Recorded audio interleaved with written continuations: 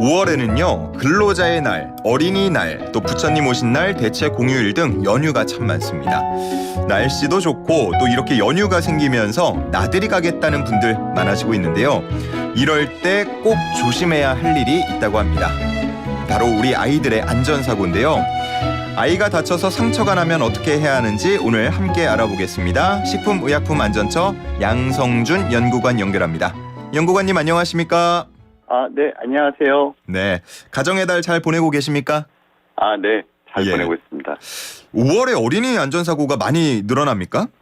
네, 그렇습니다. 그 성인의 안전사고는 물놀이를 많이 하는 이제 7월과 8월에 집중되는 반면 어린이 안전사고는 어린이날이 있어 이동과 야외 활동이 많은 5월에 가장 많이 일어납니다. 얼마 전에 어린이 교통사고도 5월에 많이 일어난다는 그 소식을 들었는데 네. 아무래도 어린이들이 많이 바깥으로 나가다 보니까 이렇게 사고가 느는 것 같습니다. 네, 그렇습니다. 그러면 안전사고로 인해서 상처가 나면 어떻게 해야 합니까?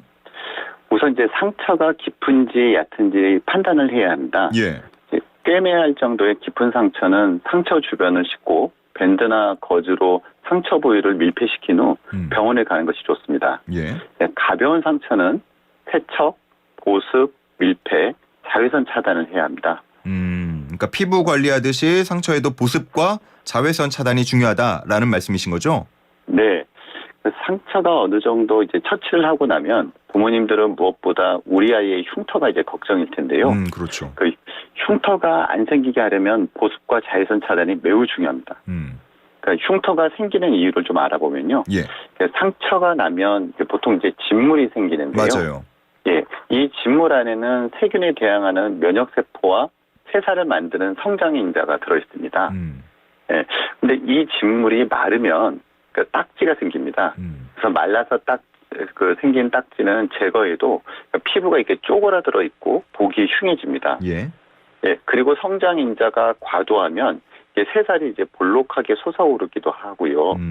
그리고 상처가 생기거나 상처가 아물어도 약 1년간은 제대로 이제 피부가 정상적이지 않기 때문에 자외선 차단을 할 수가 없습니다.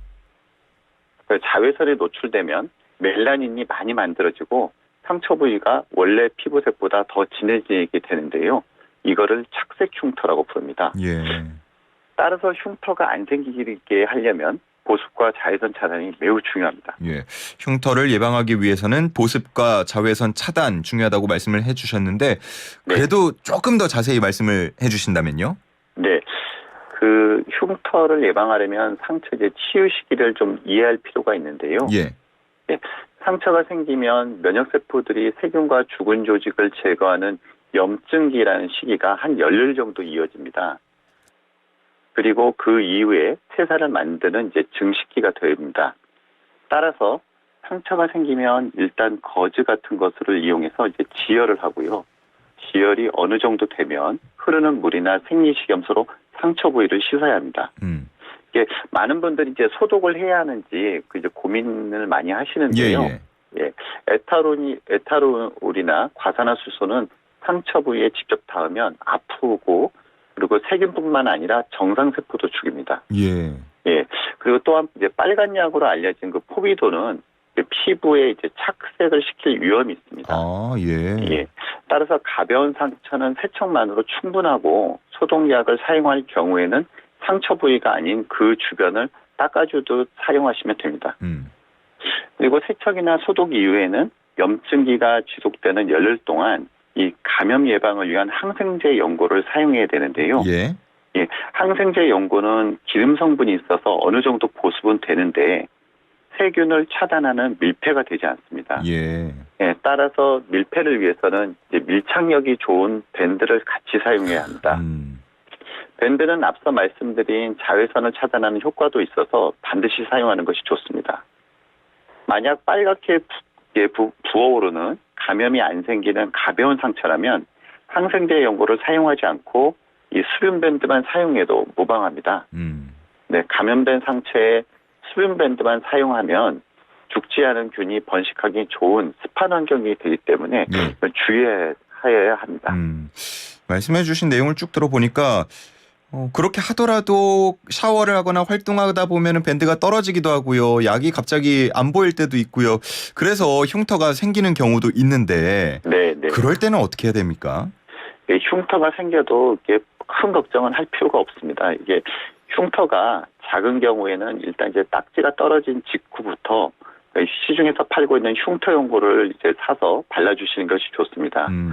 흉터 연고는 뭐 헤파린이라든지 아니면 양파 추출물, 실리콘과 같은 성분이 들어있는데요. 예. 약국에서 이제 구매하실 수 있습니다. 예, 참고로 실리콘 연고는 이제 다른 성분이 들어있는 것과 달리 의약품이 아닌 의료기기고요.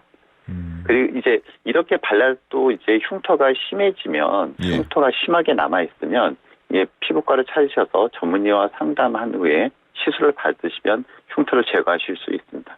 알겠습니다. 저는 좀 몸을 막 어렸을 때부터 쓰는 성격이었어가지고 흉터가 몸에 네. 곳곳에 많은데 네. 이거 나중에 생기고 나서 제거하려고 그러면 돈도 많이 들고요. 시간과 네, 노력도 맞습니다. 많이 듭니다. 네, 가급적이면 우리 부모님들도 잘 좀 관리를 해주시고 아이들 네. 아마 발라놓으면은 다 뗄 거예요. 그렇죠? 막 밴드 같은 것도 다 떼어버리고 네, 네, 맞습니다. 자다가 떨어지고 이럴 텐데 좀 더 신경을 많이 써주셨으면 좋겠습니다. 네. 자, 오늘 여기까지 듣겠습니다. 고맙습니다. 네, 감사합니다. 지금까지 식품의약품안전처 양성준 연구관과 함께했습니다.